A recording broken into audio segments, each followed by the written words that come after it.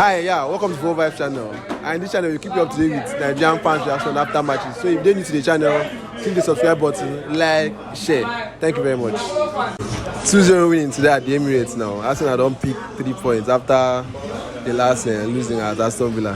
Ndiana, how you see today's game now? First and foremost, you don't think we are the football fans vibe. So I'm glad to be back, and I came back with a win. The game was very, very, very, very calm, professional, very professional, and we did the job with a clean sheet, so it's good. Now December running we did, so all the points, even if not draw, they matter.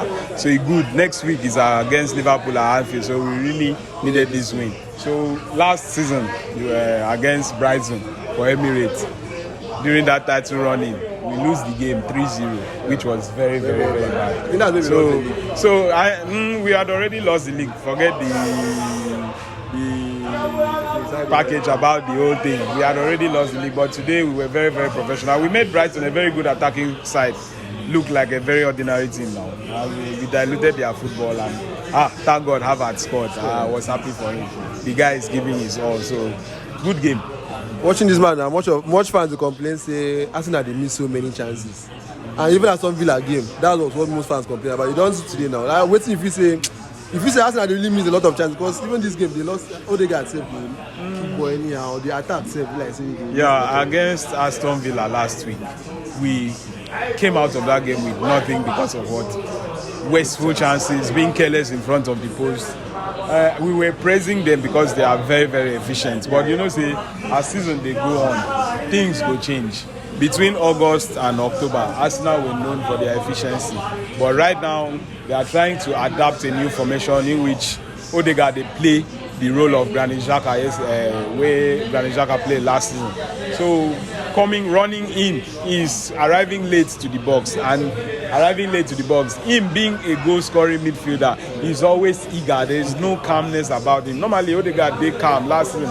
They very, very calm because in there around the box, and the chances go to come. But nowadays, he arrives late in the box, and the chances go to come. That's why once they receive the ball, he does not even have time to think. He's always eager to impress. He's always eager to score. But the main thing is putting away your chances, like you said, and we've not been doing that in a way. I just think it's a roller coaster season. Normally, everything a roller coaster now. It's just a kind of hitch on the road, but gradually they will still find the back of the net as often as they can. Havertz don't score 4 goals in 5 matches now. Yeah. He don't become the right replacement for Granit Xhaka now. No. We've Arteta is tactically very, very, very, very diverse. Let me put it that way.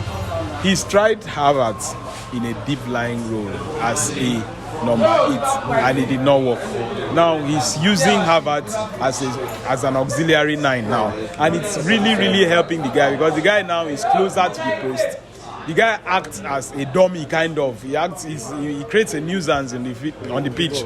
Where Gabriel Jesus they come down, carry ball, him go they chop those space. You can see his goal today.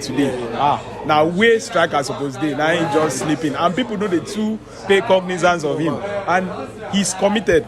That's one thing you need to like about Havertz. He's committed, even though he lacks the work rate on the ball, but off the ball he's committed. He gives his all. So I'm happy for him, because considering some months back, I know say Havertz been cast well, but scoring, the confidence the coach has on him, the confidence the team has in him, it's good that he's scoring now, and at least he's realizing his little potential in a bit. So we still need him, they get injury normally, so we need him to be in top form.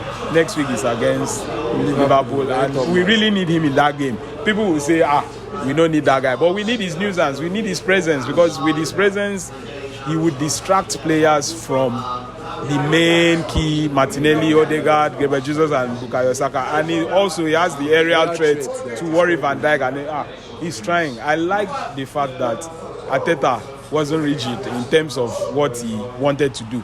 He switched Odegaard with Granit Xhaka, with Kai Havertz, carrying Havertz towards the penalty box and bringing Odegaard in a withdrawn role. So it's really, really working with the team now. So I'm happy. But that is affecting Odegaard's this thing. like I form, said kind of, before, because him now is not scoring. A like lot I of said goals. before, Odegaard is practically not needed for his goal scoring prowess again. For the now, maybe subsequently when Thomas Partey is back, we can now play without Havertz pushing Odegaard towards that number 9, towards that number 10 role. But right now, we know that we need Odegaard to keep the tempo going, control the game, detect the tempo and everything. So it's good that way. Let's just keep it that way. No change out for now. Going into now, say January now they are approved very soon, and this winter transfer now. Okay. Now people are saying that we need a striker. Don't you think Arsenal? Do you think Arsenal really need a striker also? Which kind of player if Arsenal really need to at least go out for January to go carry to at least compete? We need a striker. We need a number 9. A name? A number 9. Ivan Toney. I know Victor Osimhen is going to be very, very hard to get because pulling off a 130 million, that's what is in his release clause. 130 million deal in January is very, very hard. So Osimhen, Muno go Osimhen. Osimhen would be very, very good, no doubt. But Ivan Toney, being Premier League proven, he would accept sitting on the bench. Because that's another thing. He will accept being a bit part player, not the first team player. Osimhen, you buy Osimhen will one day start. Sure, understand. Ivan Toney, even if you take him on loan, next year, January, February, we get Champions League. Tomorrow they go do draws. So we need striker. We say by that time we feel use Gabriel Jesus very well in the Champions League and use Ivan Toney if they get him in the Premier League. We need a striker. We also need a central midfielder. That is if Thomas Partey leaves. But if Thomas Partey is fully fit, we can make do without him. I really wanted, I don't know if they can get Douglas Luiz. I like Douglas Luiz, but Aston Villa are not going to sell it. We've gone for him before. Aston Villa refused to make the deal happen. So if we can get those two, it will make sense. After all, Timber and Partey are coming back now. So it will be cool. It will be cool. Okay, this finally, who was the man of match for this game? In this game? Odegaard. Odegaard was the man of the match. He was the man of the match. At least he controlled the game. He was everywhere. He controlled the game. He dictated the tempo of the game. The chances before the assist where he do today, he opened up space. Where. So I'll give it to Odegaard. He was very good today. So finally, going into the Liverpool game, you want to see this same team. You want this kind of team to go into the Liverpool game. You want some kind. Yeah, this is the same thing we need to keep.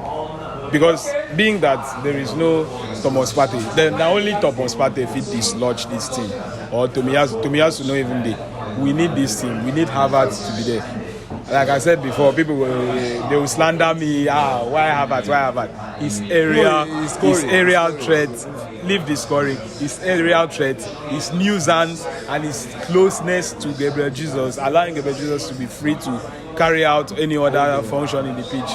So we need to keep this team. This team, Liverpool, first and foremost, we will see whether they want to play Man U first. Then we will know. Just go into the game without being afraid of anything and get the job done. Even if that draw, collect them, they go. Even if you lose, collect it and move on to the next game. Gather as much points as you can. See Man City yesterday, where we did not expect them to draw that game, but they drew the game. They are how many points behind?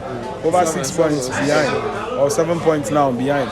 They go to the Club World Cup. By the time they are back, it is how many points you don't gather first. So just keep your head high, find your next points, give your all, and get it done. Thank you very much.